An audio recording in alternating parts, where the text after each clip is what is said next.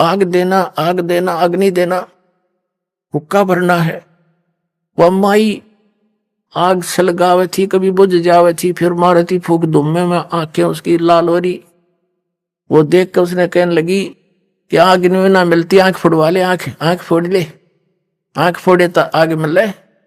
उसने सोची गुरुजी नाराज ना होने चाहिए, आंख कान के फूकूंगा, आंख में दे के चिमटा और फोड़ दी। माई दूसरी भी फोड़ू। उन्होंने देखी तो कर दिया काम इसने। तो वह कह रही थी छो में, गुस्से में, वह डरगी तक उस नाथ का चेला बाबा का, अरे तेरी सहायता होगी। वो सारी चलम आग काट दी चूल्हे में, तो बाहर धर ले बाबा जी।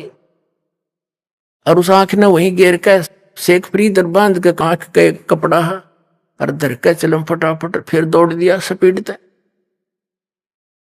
अब उस गुरुदेव ने 5 मिनट बाट देख के इंतजार करी, 6 मिनट करी, 7 मिनट, 8 मिनट, फिर आवाज लगाई रहा शेख फरीद, हुक्का नहीं लाया। अब वो थोड़ी दूरी पे था, उन्हें फिर दूसरी आवाज लगाई रहा, कित बर गया। उसने सुन गई आवाज है, गुरुजी आवाज लगा रहे हैं। कहने लगा आ गया गुरुजी, आ गया गुरुजी। कहने लगा रे आ गया कि देर कर दी गुरुजी, ऐसे ऐसे आग बुझ गई थी, इस गांव से जाके लाया हूं। अच्छा रख दे। वो तो हुक्का पीने लगा। कहने लगा आंख के लाग गया, जैसे जल्दी में होता ना ऐसे ऐसे हो गया, बस कोई कोई खास बात नहीं। अब गुरुजी तो पी के हो गया। माई ने सोची है तो बात बिगड़ गई। अरे यू गुरुजी इसका न पता लगेगा तो पता नहीं के शराब दे देगा। वह लेकर वह आंख धर का एक ढक्कन पे और ले आई। महाराज जी आगे रोने लगी, महाराज जी माफ कर दो, मेरे गलती होगी नहीं होगी। अब वो संत सोचा क्या होगी माई, आपका चेला गया था कि नहीं लेने, और मैं धूमे में दुखी हो रही थी। यू कहने लगा माई आग दे दे। मेरे से गुस्से में बात निकल गई, स्वाभाविक कि आग वैसे नहीं मिलती, आंख फुड़वानी पड़े। इसने जब चिमटा दे आंख काट दी। अन्य बोला माई दूसरी भी काट दूं, निकालूं। और महाराज जी मेरे गलती होगी, माफ कर दो, मैं माफी मांगन आई हूं। अब उस गुरु ने कहा कि शेख इधर आ फरीद। बुलाया, कहा जी जो कपड़ा क्यों बांध रखा है। जी बेसाफ की दया है। खोल इस कपड़े ने। कपड़ा खोल लाता, आंख नो की नो पाई इसकी, लेकिन थोड़ी छोटी होगी।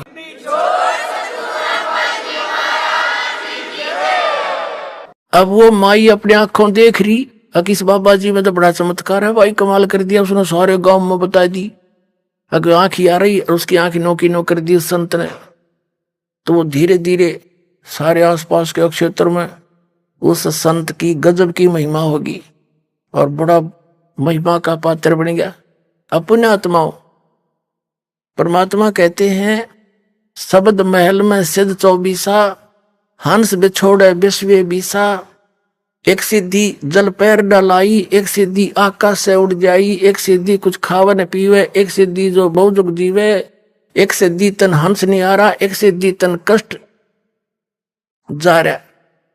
ये सिद्धियां हैं कुछ, और ये किसी विशेष साधना तपस्या से एकादि सिद्धि मिल जाती है और वो परमात्मा की ही होती है। उसी से हम भिखारी बनकर यही प्राप्त कर लेते हैं। एक सिद्धि होती है जो शरीर का कष्ट निवारण कर देती है, जैसे कई झाड़े लुआते हैं, उनके झाड़ों से आराम हो जाता है। तो वो झाड़े ला सके हैं, अगले जन्म में बन गया गधा, बताओ झाड़े का कैसा रल गया। तो कहने का भाव ये है कि इतना सिद्धि युक्त संत और उसका चेला शेख फरीद तो निश्चिंत हुआ बैठा था। शेख फरीद तक जो गुरु जी कहे फाइनल है, ये तो इतने सिद्ध पुरुष है, मेरी आंख भी ठीक कर दी।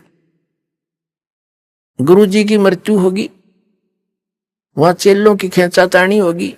शेख फरीद आश्रम छोड़ के, और जैसा गुरु जी ने बताया था तपस्या करने से भगवान प्राप्ति होगी। पहले तो वैसे तपस्या करी, फिर सोचा भाई भगवान पाना है, निकले इसीलिए हैं। बाहर बैठने से कौवे कावे मच्छर वच्छर गणे तंग करा करते। उसने क्या किया, एक कुआं था वृक्ष के नीचे, और उस टहनी के बांध के रस्सा, और कुएं में उल्टा लटक गया, पैर बांध गया। और सारा उसके रहे अंदर रहे, बाहर आकर थोड़ा सा आहार करे, फिर वापस उसमें चला जा। ऐसे 12 वर्ष तक उल्टा कुएं में लटक कर तपस्या की। वो जब बाहर आकर बैठा, काफी देर सुस्ता रहा, सुस्ताने के लिए बैठ गया, एक लकड़ के कड़ ला के कमर लगा के। कौविया ने सोची ये आदमी मर गया। वह कौवे आ गए, उन्हें देखा आसपास उसका सारा अस्थि पिंजर हो रहा, खाया न पिया कुछ। कहते हैं 12 वर्ष में 1.25 मन अन्न यानी 50 किलो अन्न खाया था 12 वर्ष में। हिसाब ला के देखो कै ग्राम रोज का हो गया। तो कहीं उन्हें मांस दिखाई नहीं दिया, उन्हें सोची आंख निकाल लो, माथे पे बैठ गया आके। तब शेख फरीद ने हाथ जोड़ कर कहा, भाई कौवे मेरी आंख छोड़ दो, मेरा शरीर पे की तो मांस उसने चुन लो, तुम अपनी भूख मिटा लो, मेरी आंख ना फोड़ियो, और हो सकता मुझे भगवान का दर्शन हो जाए, उसकी आस में बैठा हूं मैं, आंख छोड़ दियो। जब बोला तो कौवे उठ गया कि तो जीव है। उसने सोची अब तू फिर कुएं में लटक जा, ये बार आंख भी जाएंगी तेरी। उल्टा लटक गया, रो बैठा पड़ा उस कुएं में। हे भगवान, शरीर का अंत हो गया और दर्शन आपने दिए नहीं, हे परमात्मा मेरा जीवन व्यर्थ हो गया। उसी समय वो परमात्मा आए, कबीर भगवान सतलोक से चलकर अल्लाह अकबर, और कुएं पर खड़ा होकर वो रस्सा में लटक रहा था ना, नीचे रस्सा बांध के उसको खींचा, ऊपर ने बाहर निकालना चाहा। अब शेख फरीद जब ऐसे कुएं में लटकता था तो वहां ये ग्वाले आ जाते थे, गडरी बकरी भेड़ चराने वाले, वो शरारत कर देते थे, रस्सा पर डंडा रोड जाके उन्हें ऐसे घुमा छोड़ देते ला के। वो कभी नून सिर लगता उसका, कभी कुएं में इधर लगता, वो न्यू करके बेचारा अपना टाइम पास करता। उसने सोचा कोई शरारती फेर आ गया, इसने बाहर ही निकाल लिया मैं तो। जब परमात्मा ने बाहर निकाला, बाहर निकाल कर ऐसे उल्टा लटके लटके वो कहता है शेख फरीद के भाई मैंने के बिगाड़ा तेरा, मुझे मत छेड़, मैं अपना काम कर रहा हूं, तू अपना काम कर, मुझे ना तंग करे। संतों को सताया नहीं करते। परमात्मा ने पूछा कि क्या कर रहे हो आप भगत जी?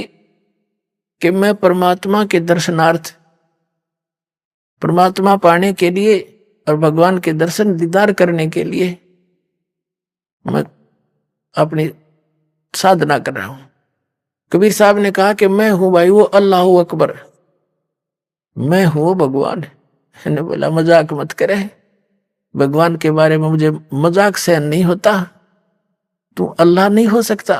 परमात्मा बोले कबीर जी के और कैसा होता अल्लाह, कि वो तो निराकार है, वो तो बेचूद है, फिर आप क्या कर रहे हो यहाँ पर? उसके दर्शन के लिए, उसके दीदार के लिए ये साधना कर रहे हो? हाँ, उसके दर्शन करने के लिए। भले आदमियों, अपनी थ्योरी तो सोचो क्या कह रहे हो। एक तरफ तक कह रहे हो भगवान निराकार है, फिर उसको देखना भी चाह रहे हो तुम, पाताल में जा रही तुम्हारी बुद्धि। अपने आत्मा कहते हैं ज्ञान कर गाम का तो चमका ऐसा व्याग्र। जब उसने ये सुना कि एक तरफ तुम देखना चाह रहे हो और फिर उसको निराकार बता रहे हो, फिर क्यों टलेट हो रहा है? अब उसने सोची शेख फरीद ने कि भाई आदमी तो काटेगा ही, भगवान तो नहीं हो सकता पर बाखबर अवश्य है। जैसे कुरान शरीफ की सूरत फुरकानी 25 आयत नंबर 52